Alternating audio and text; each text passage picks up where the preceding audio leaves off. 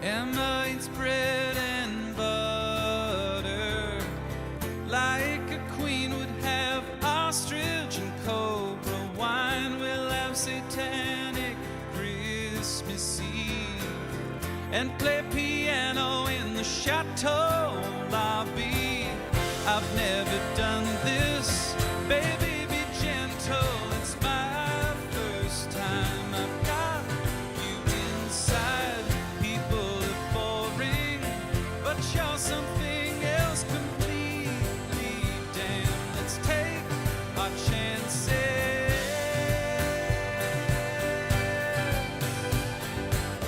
I wanna take you in the kitchen, lift up your wedding dress. Someone was probably murdered in, so bourgeoisie to keep waiting.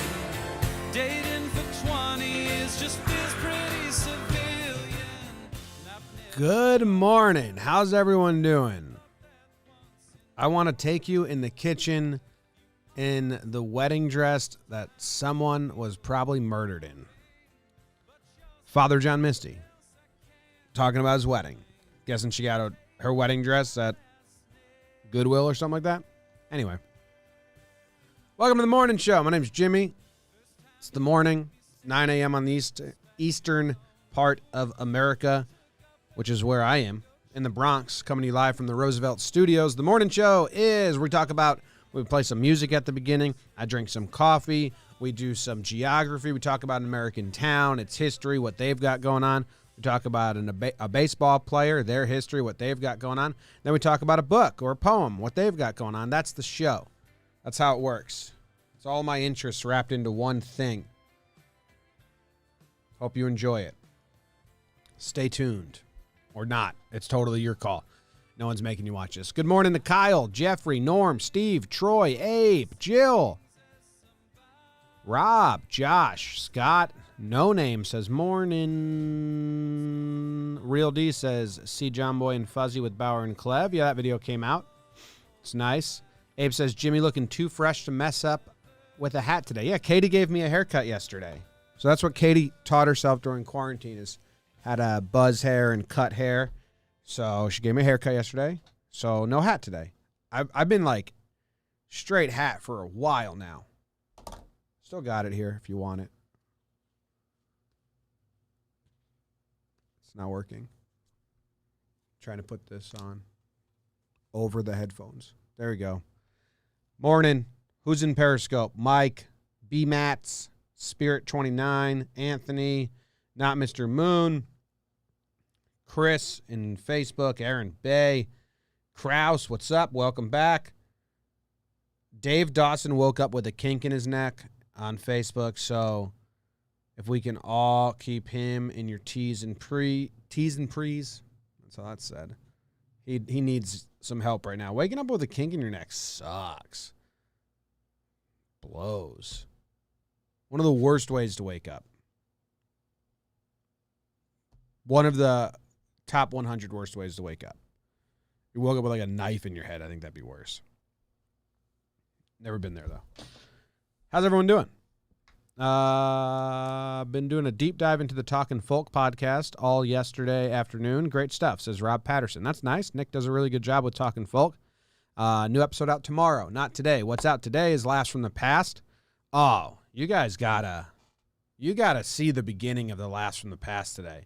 I never do this. I never like give you guys actual sneak peeks into the shows that are coming out. I just tell you what's coming out, and then you can go check them out if you want or not. The beginning of Laughs from the Past today. Oh, it looks like it's not up on YouTube yet. That sucks for producer Luke. The very one time I want to show people a video, he didn't get it up in time. That sucks for him. That's a bad look. Anyway, shit. I'll show you on the app what we did on the intro. It's powerful stuff. You ready? Humans have enlisted animals to help fight their wars since prehistoric times, and some of the world's earliest historical sources tell of battles between ancient warlords in horse-drawn chariots. Dogs and horses were probably the first animals used in war, and just powerful. I am a human megaphone. I am a human megaphone. What's that song? No Handlebars? And I can start a hunt with a megaphone, and I can ride my bike with no handlebars. No handlebars. So I can start a war with a whatever. Yeah. Last one, the past good. It's all about animals in war. Different animals that have been used in war, from bees, how bees have been used in war, to dogs, to mules, to cattle, and the rest. Sequence is coming out. I believe it's an Austin Meadows episode, and he is back in the lineup for the Blue Jays. Did he do anything yet? Because he debuted the same time this season. His first game was the same day as his first episode on Sequence, and he got a triple and an RBI that day against Boston. Boom. What was the Father John Misty on? Says Nicholas Protz, the guy who hosts Talking Songs and what we're listening to in John Boy Media Music here. That was Chateau Lobby number 4, parentheses, in C for 2 virgins. And that's the title of the song. I didn't configure this to show you guys my screen. But I'll show you right now. Here you go. Here you go, Nick. Father John Misty, Chateau Lobby number 4. It's about him and his girlfriend of 20 years finally getting married and having a bougie hipster wedding, basically. Basically, I think that's what it's about, but no one can be certain because Father John Misty is kind of a pretentious butthead, but he makes good music. So I think he knows that about himself. Him and Ryan Adams. Oh, what you doing, Jimmy? Him and Ryan Adams usually have like a pretentious off. So that's fun stuff for them. Not really for anyone else. No one cares about those guys spitting at each other. So Laughs from the Past came out. I officially told you guys about that. Sequence came out. Talking Giants. They're coming out with new stuff all the time. What else? What else is going on? John Boy Jake Radio comes out at 10. Jake has to make his purchase of the day. Bet of the day. Fun storylines.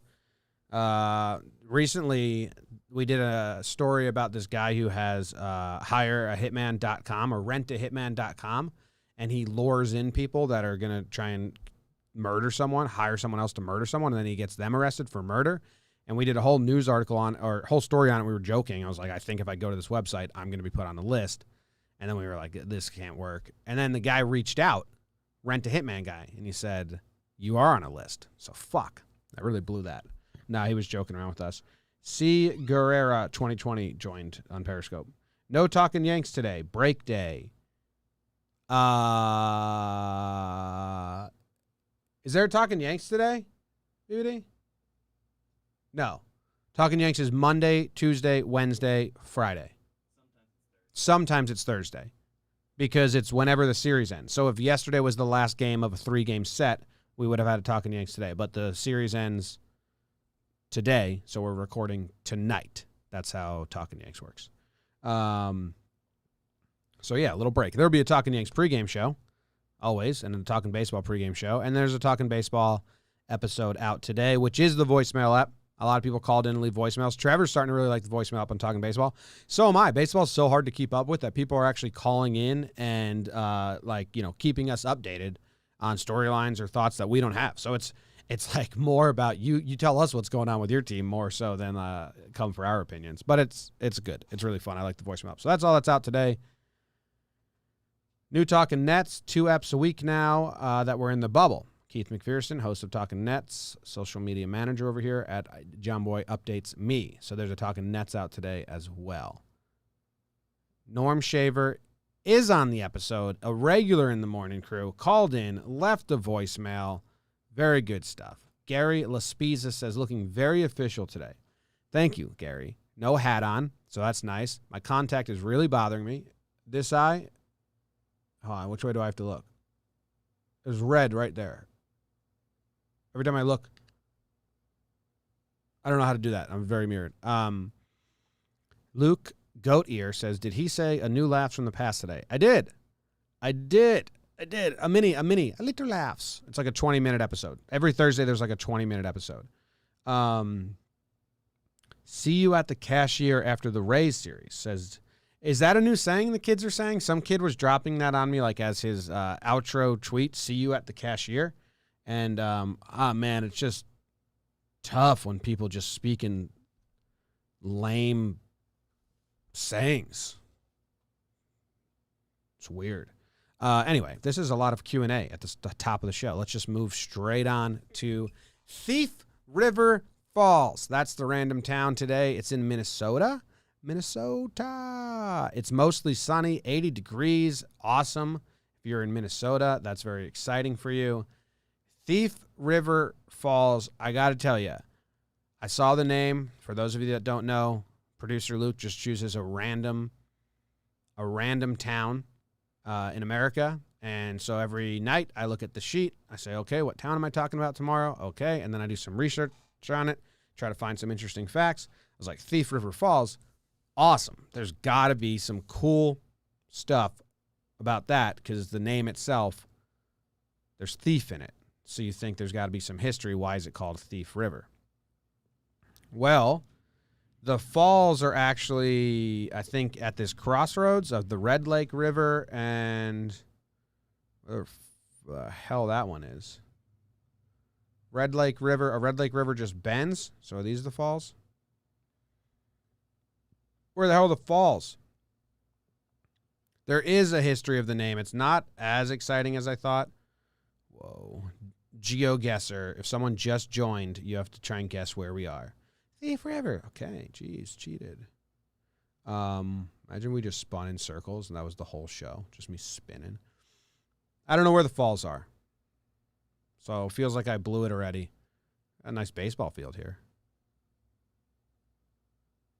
Some people fly on airplanes and the whole time they're in the air and their whole time they're landing, they count how many baseball fields they can see. And other people don't even know that that exists. Next time you go on an airplane, as you're walking down the aisles, just look at each person that has a window seat and try to think in your head, baseball field counter or not a baseball field counter? We'll see where it lands. It's one of the best flying pastimes a boy can have. How many baseball fields can I count? And I bet someone just heard me say that and they're like, I didn't know other people did it. Oh, people do it. Oh, there's baseball field counters. It's a whole contingency of us. What am I doing? Where am I? I've talked myself into confusion. Thief River Falls. All right. So Thief River Falls, they don't even have drone footage. Every town that I Google YouTube and then I go Thief River Falls. Apparently it's called TRF a lot. Minnesota drone footage. And it's just it was a lot of drug busts and a lot of short bad videos. Here's International Falls. Oh, we'll just drive through town. That's what we'll do. There, we're driving through Thief River Falls. Here's how the town got its name. Are you ready? Thief River Falls takes its name from a geographic feature, the falls of the Red Lake River at its confluence with the Thief River. Is that just where they meet up? The name of the river is a loose translation of the Ojib. How do you say that? How do you say that tribe's name? I feel like if I hear it, I'm going to be like, oh, I've definitely heard that before. But if I try to say it, I'm going to butcher it. So we're going here. Say it again. My name is Awanakwe. I'm originally from the White Earth. Cute. Rendon, my English name. My Ojibwe name is Awanakwe. Ojibwe? Nope, never heard that. Okay, so Ojibwe? Is that what you said? Loose translation of Ojibwe phrase mean Gemud a Kiwi Zibi. So some of you probably guessed that. Thief River Falls is a loose translation of the Ojibwe phrase Gemud a Kiwi Zilibi. Good guess. Literally, it translates to stolen land river or thieving land river, which originated when a band of Dakota Indians occupied a secret encampment along the river, hence stealing the land from the Ojibwe. Fuck. Learn how to talk. It's not my native language. Ojibwe.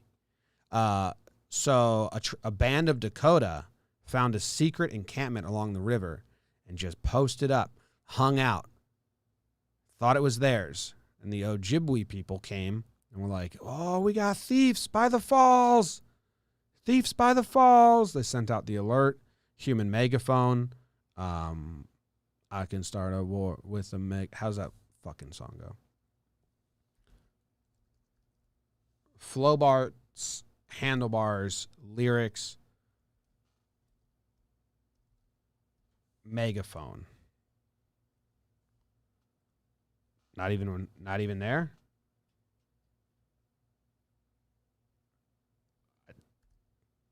Whoa. I thought that was definitely a lyric in this song. I can lead a nation with a microphone. It's a microphone. Damn it, Jimmy. Way to embarrass yourself on the morning show. God.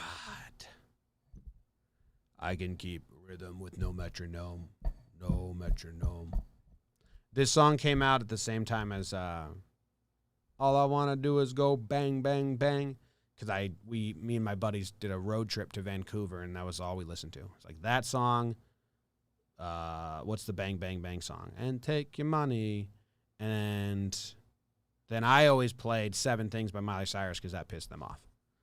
Seven things I hate about you. Yeah.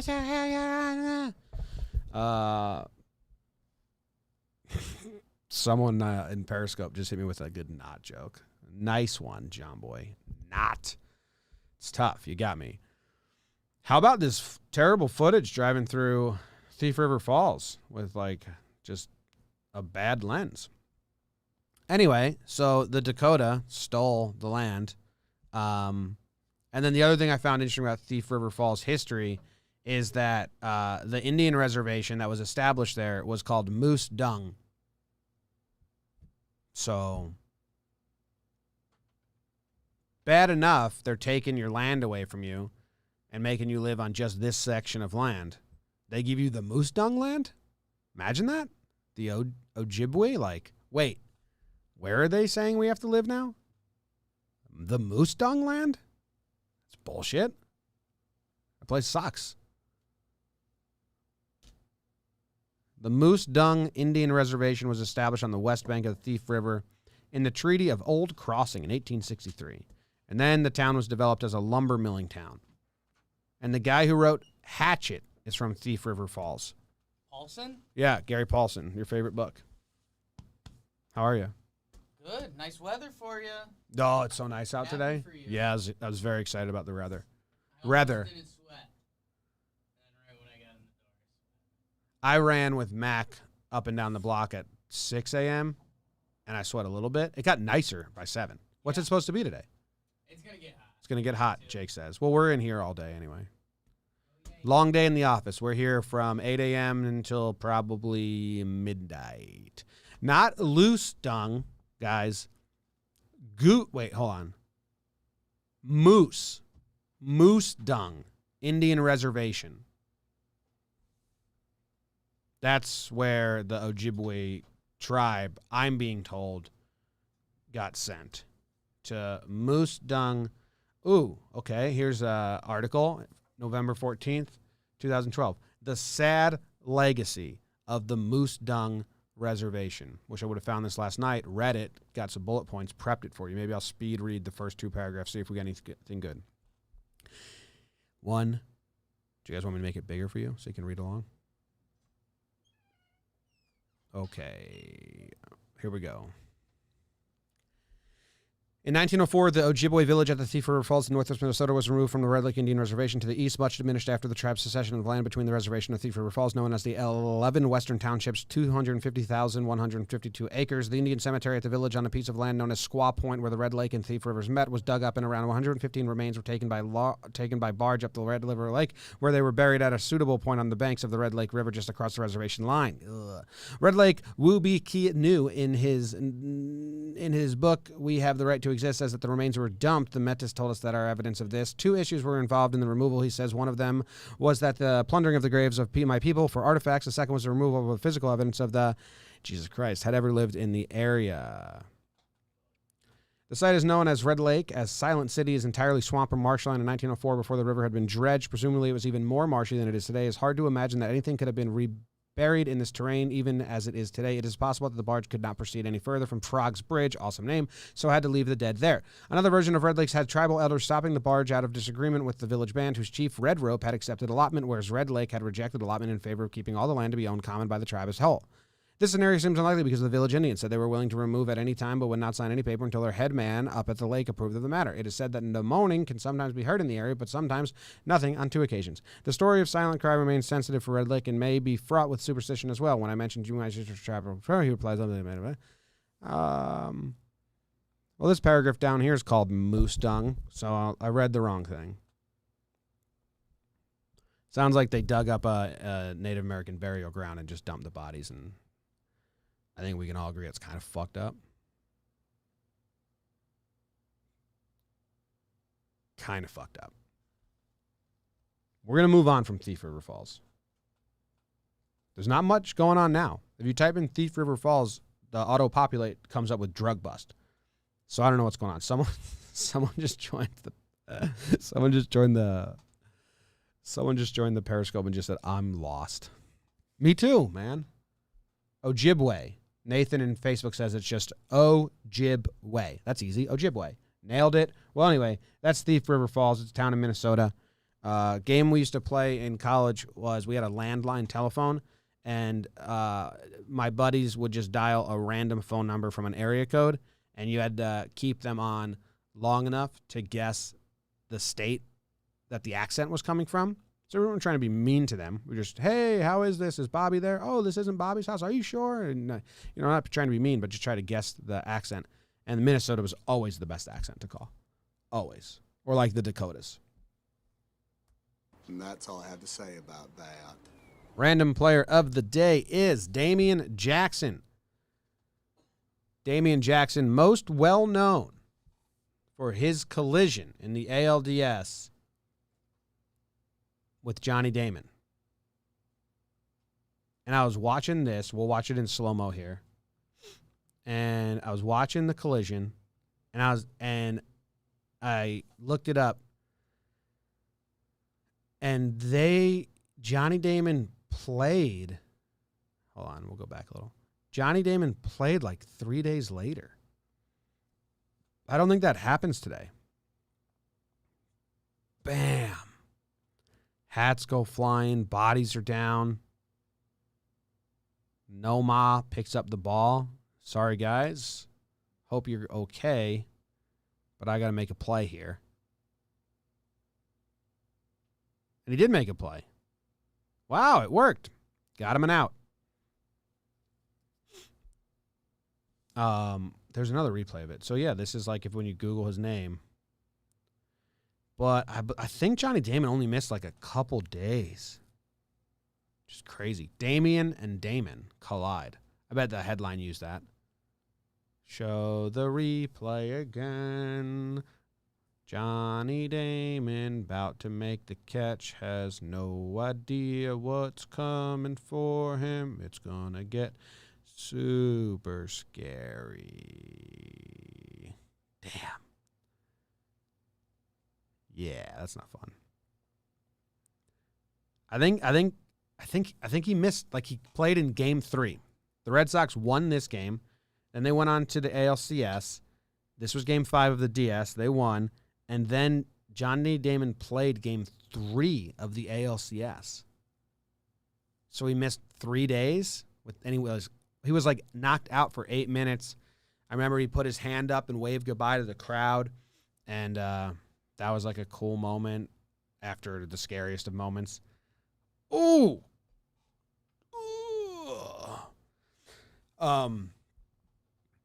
Yeah, I don't know if Johnny Damon in today's age plays like the next 3 days later after being in the hospital with a concussion and knocked out cold. There's Grady. People loved him. Some clapping. Why is that guy clapping? Are they telling him to stop clapping?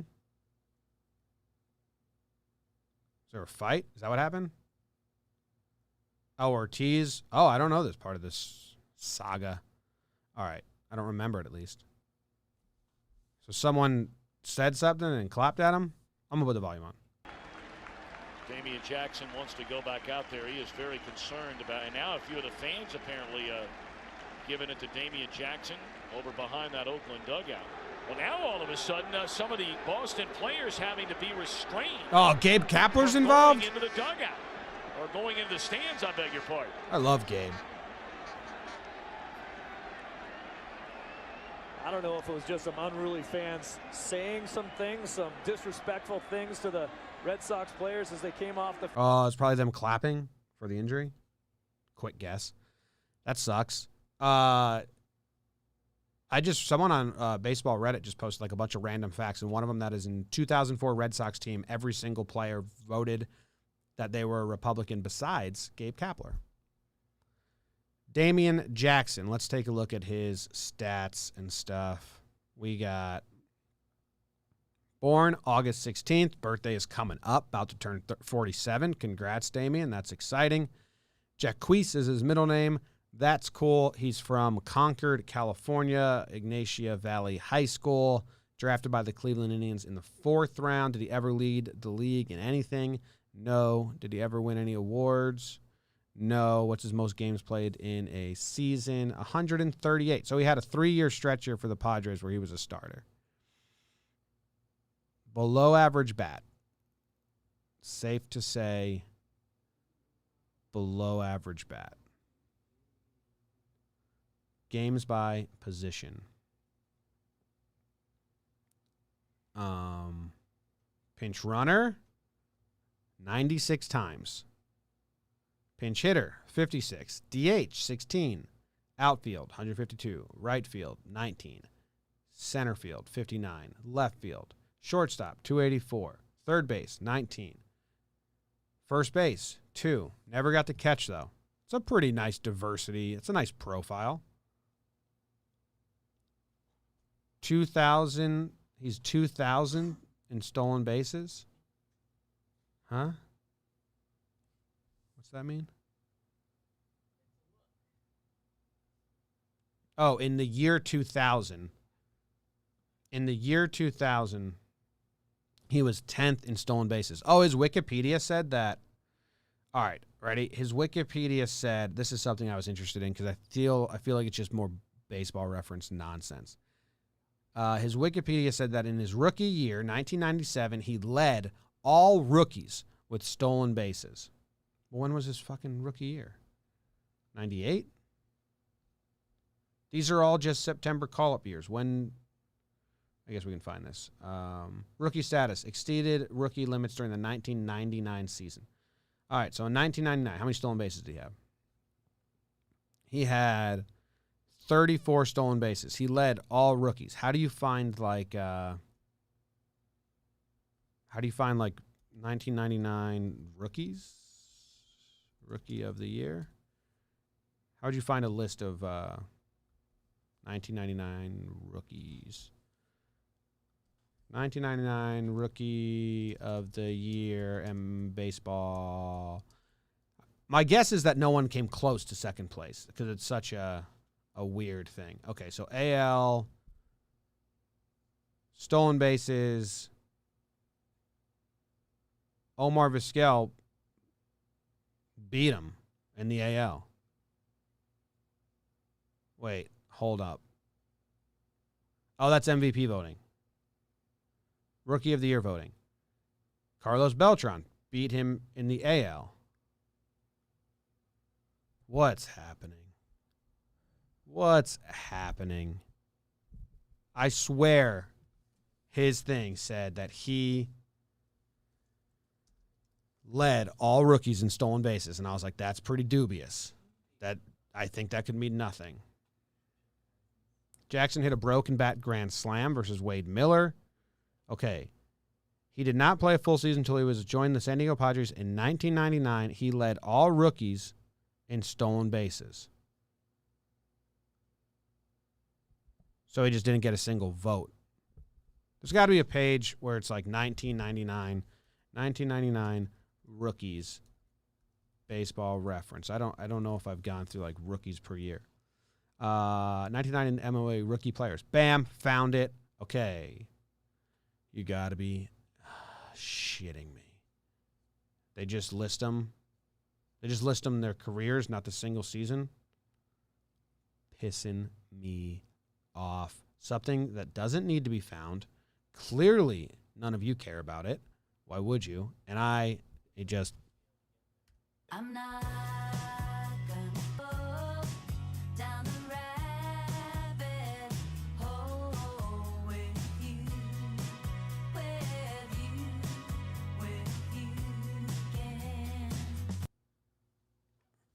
I just want to see the second place rookie. Your suggestions are great in the chat. Look at stolen base leaders from 99 and see who was ahead of Jackson. I want to see the rookie. I don't think there was any competition. I would guess that the second most stolen bases from a rookie in that season was like 10. That's what I was thinking. Like no need to really brag about that. I don't think he had any competition. The player pool is probably like 15 dudes. That was what I was going for. Anyway, we're moving on to the book. Everyone's favorite portion of the show. Maybe. Some people's not favorite portion of the show. Maybe. T.C. Boyle. Greasy Lake. And other stories. I'm not talking about the other stories. Just talking about Greasy Lake. You guys ever read Greasy Lake? Greasy Lake? You ever listen to Bruce Springsteen? Because the story Greasy Lake is inspired by the Bruce Springsteen song Spirit in the Night, which is a really good song by Bruce Springsteen.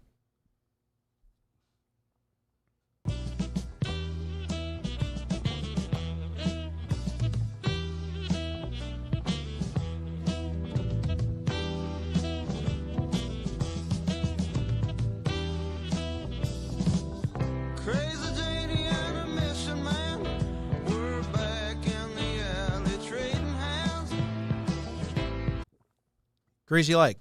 So we heard that lyric and that song. That song's about a bunch of kids driving out of town, going to Greasy Lake, getting drunk, having fun, ending up naked and sick in their birthday suit, having a grand old time. T.C. Boyle, this writer here, was like, ooh, I like the setting of that song, but I'm going to put my own twist on it. And he wrote a short story called Greasy Lake. I mean, I think you have to read this in high school maybe sometimes. They should make you read it in high school. Although forced reading is not fun, which, is my bumper sticker on my forehead. It says that. How many pages is it? 10 pages long? It's all about being a kid and thinking you're badass and wanting to dress like a badass and wanting to go do badass things. And then you get there and you're with the actual bad people in town. And you get your ass kicked and you get yourself into trouble. And you find yourself laying in the Greasy Lake next to a dead body. What's up, Tim Melville? What's up, Tim? Joined just in time for the book part of the show. I love when people join just for this part. What the fuck is he doing? He's reading books. He's talking about books. Anyway, it's cool when songs inspire books. Bruce Springsteen also has the song Highway Patrolman that inspired a movie. Did they make a movie about this? Did they make a Greasy Lake movie? Anyway, I don't know if I don't want to well, do you guys care if I spoil the book? The short 10-page short story that you probably already know. The kids go there. They think they see their friend's car, so they start being all bad and harassing him. Turns out it's not his friend's car. It's some badass dude making out with some chick. They get out to fight. Main dude hits him in the head with a crowbar. Bam, he's done. Then the girlfriend comes running at them to try and fight. They're all in fight mode now, and they don't know what they're doing, so they beat the girlfriend up. Then cars start coming. They run out into the woods. They hide in the Greasy Lake. Murky water. Water, pure, clean. Greasy water, dirty. Get it? Get it? So you get what's going on here? Then he's laying next to a dead body in the lake, and he's like, fuck, this is not who we are. We're just kids. We didn't mean it. We didn't mean it. And then their car gets thrashed, and the guy they fought with and his girl leaves. And then another car pulls in, and they're like, hey, that's our friend Al's motorcycle. Where's he? And he was the dead guy in the water. And then they're like, hey, turns out we don't want to be badasses. Not us. We're just privileged white kids. We didn't mean it. And that's the story of Greasy Lake. Has anyone ever read? I get a lot of book recommendations on here. Has anyone ever read T.C. Boyle's other novels and stuff? If you have, is it worth it? Josh, don't forget the books. I love Billy Joel, but recognize it's a Long Island thing. Is Springsteen the same thing in Jersey? Well, Springsteen's definitely loved more in Jersey, but he sells out stadiums anywhere he goes in the world. So I don't think you can just say he's just a jerk. Like, he sells out stadiums for the last, well, in the 80s is when he started selling out stadiums. 4 decades. The last 40 years, he's been selling out stadiums anywhere he goes in the world. So I don't think you'd say Springsteen is just a Jersey thing, although people in Jersey like him much more. Jimmy, can you add Wake and Jake to the Apple podcast? Yeah, I tried. You just have to do a whole submit thing, and iTunes takes like a couple days to accept your application. So I don't know if it's been accepted. I'm checking now. It doesn't seem necessary for me to check, but try to get you the answer to your question. The answer to your question is, yeah, it's coming. The final answer is if it's coming today or tomorrow, and I have the answer in 2 seconds. Submitted for review. It's not up yet. Probably tomorrow or the next day. It'll be up. All right. Bam. That's Greasy Lake. Oh, I wanted to see if they made a movie about it. Oh, I'm way behind. Shit. Sorry, Jake. Way behind. I got to go. Go listen to Wake and Jake. That's my bad. 10 minutes late. What a jerkhead I am. See you guys. See you tomorrow. Wine will have satanic Christmas Eve and play piano in the chateau lobby. I've never